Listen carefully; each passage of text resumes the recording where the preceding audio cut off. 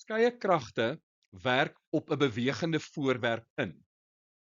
Watter een van die volgende stellings is korrek wanneer hierdie kragte in ewewig is? A. Die snelheid van die voorwerp neem toe. B. Die voorwerp beweeg teen 'n konstante snelheid. C. Die kinetiese energie van die voorwerp verminder. Of D. Die voorwerp het 'n nie-nul versnelling. Die korrekte antwoord B. Die voorwerp beweeg teen 'n konstante snelheid. Volgens Newton se tweede wet is F net gelyk aan die massa maal met die versnelling.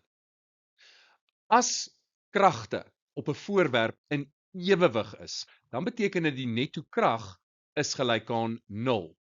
Die voorwerp se massa bly die voorwerp se massa en dan kan ons aflei in so 'n geval is die versnelling gelyk aan 0. En as die versnelling gelyk is aan 0, dan beteken dit dat die snelheid sal konstant bly. En dit is B. Nou A is verkeerd. Die snelheid van die voorwerp neem toe. Nee. Die versnelling is 0, so die snelheid kan nie toeneem nie. C. Die kinetiese energie verminder.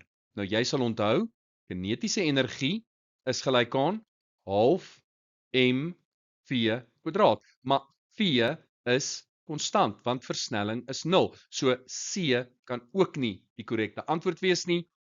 D is verkeerd want ewewig impliseer 'n versnelling van 0 en hier het ons te doen met 'n nie-nul versnelling. So die korrekte antwoord is B. Die voorwerp beweeg teen 'n konstante snelheid.